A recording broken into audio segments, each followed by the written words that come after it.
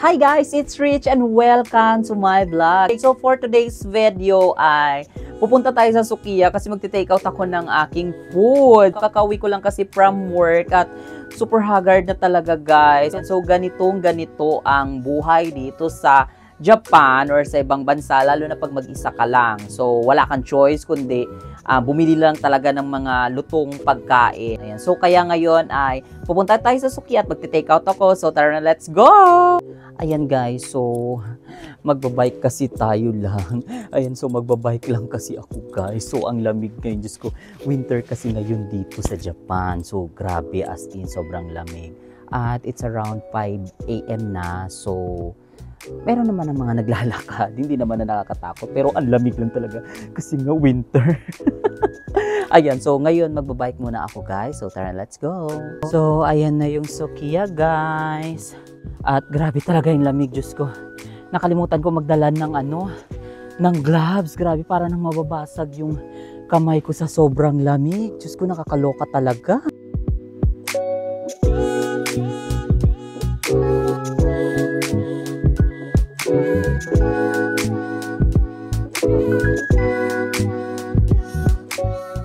Ayan guys, so ako ay mag-order na ng aking kakainin at ito lagi kong in-order.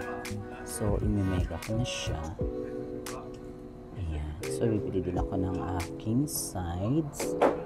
Favorite ko tong karaagi na to, so dalawahin ko na rin. Ayan, so dito kayo mag-order pag take out, hindi kayo pwede sa counter. So, dito lang talaga siya. So, i-proceed nyo lang.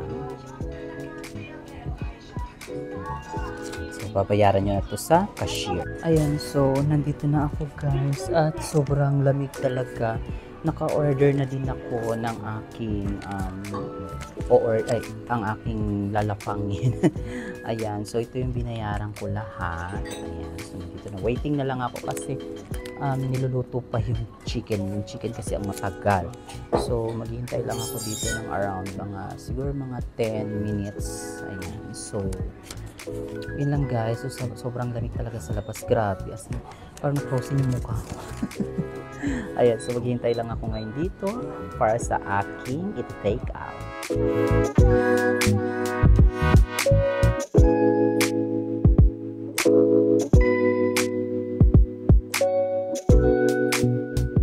Ayan, so yan yung mga pinamili ko guys. Ay, nilipad. Ayan, so yan ay mga pinamili ko. So meron yang chicken at saka yan, and yan luya pala yung color pink na yan na. So mahilig ako niyan kasi pangtanggal ng umay.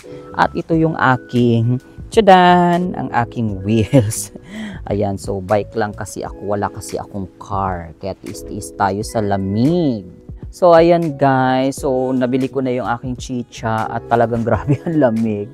At ito magbabike pa ako. Diyos ko, nakakaloka. So ang hirap-hirap talaga ng life dito sa Japan, lalo na pagka mag-isa ka lang. Ayan, so lalo na pag wala kang car, kasi lalo ngayon na winter, talagang sobrang lamig talaga as in. So siguro nasa mga ngayon, parang mga -1 yata. Ayan, -1 yung lamig ngayon dito. As in, sobrang lamig talaga guys. Ayan. So ngayon pauwi na ako kasi ako'y kakain pa at mamaya alis pa kasi ako, punta pa ako ng Nagoya. Ayan guys, so ako ay nagbabike. Diyos ko, napakalamig. Ayan, so itong aking bisikleta. Ayan, so bike lang tayo. Pauwi na Akesi. Ayan, so ganito ang drama ng person guys, nakakalurky. So ayun nga guys, nakauwi na ako, grabe ang lamig talaga. Diyos ko, para talagang nabasag yung mukha ko sa sobrang lamig. My God, frozen talaga yung mukha ko. Nakakaloka. Ay, medyo na din yung lalamunan ko.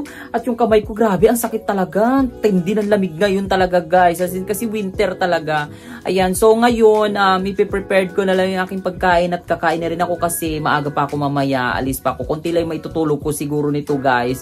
As in, so konting-konti lang talaga kasi busy ang lola nyo. Ayan, so pupunta pa tayo ng Nagoya mamaya. Mag-vlog din ako doon. So may mga ipapakita din kasi ako doon sa inyo. So ayun lang guys. So thank you so much and see you in my next vlog. Bye!